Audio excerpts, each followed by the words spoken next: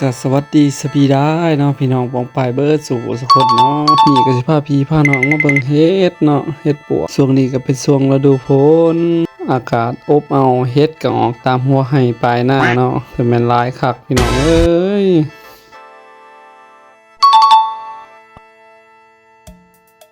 หันหน้าเบิ่งน้ำกันจอมีพี่น้องเบ่ทุกคนเบิ่งดูเฮ็ดสำมาหลายคักหลายแน่มีแต่ดอกงามๆจุ่มเหมาะแก่การนำไปรับประทานเป็นเมนูต่างๆบ่ว่าจะเป็นผัดหรือหนึ่งหรือแกงนะพี่น้องเนาะผุน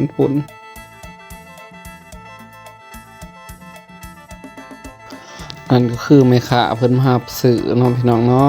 ะพวกฟองจังเพ่งเพียงบ่เข้าเพียงแอวพี่น้องเอ้ยเป็นตาสะออนครับ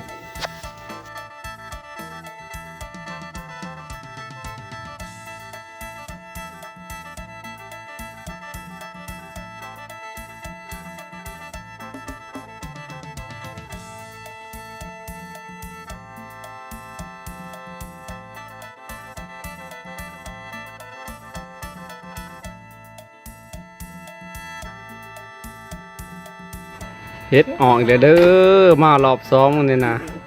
รอบ2เด้อใหม่ๆงามๆบ่โอ้ยบ่เราเหลือมาตัว แสนหาเมาโลดยาภาษาแจ๊กเสาอ่ะแจ๊กมันเนี่ยค่ะยังไม่งามกับนักกระโดดแทนนี่นะเฮ็ดบ่ยังไงนี่วันนี้มาตอนที่3เด้อเด้อไปหาเฮ็ดจนได้แก่ใส่รถไถมาเบิ่งบัดนี้มาเบิ่ง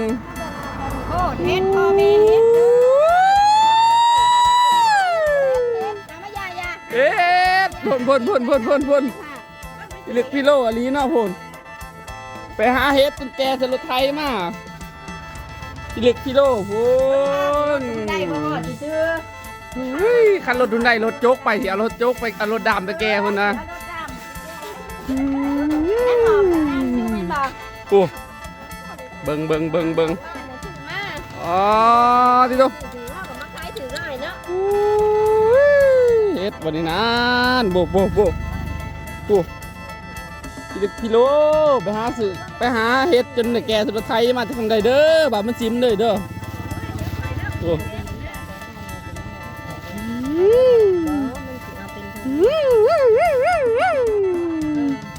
ข้าวบดเด็กค่ะ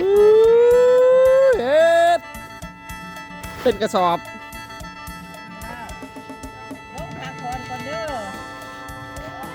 เอาเด้อพยายามเฮ็ดเด้อ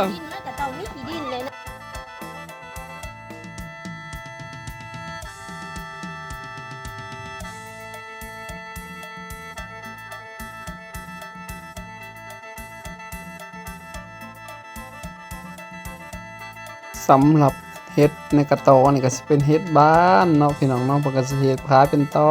อหนึงก็ประมาณ15,000เนาะพี่น้องเนาะ15,000ก็ตกเป็นเงินไทยก็สิประมาณ20 บาท25 บาทเนาะพี่น้องเนาะตอหนึงและกระทุดสุดถ่ายสุดเนาะพี่น้องเนาะฝากพี่น้องกดไลค์กดติดตามเพื่อเป็นกำลังใจเฮ็ดคลิปต่อๆไปนะพี่น้องเนาะสินำเอาคลิปพื้นบ้านพี่น้องวิถีชีวิตคนอยู่บ้านนอกหาอยู่หากินตามตรงไหนตรงหน้าตามดงตามป่ามาฝากพี่ฝากน้องเนาะ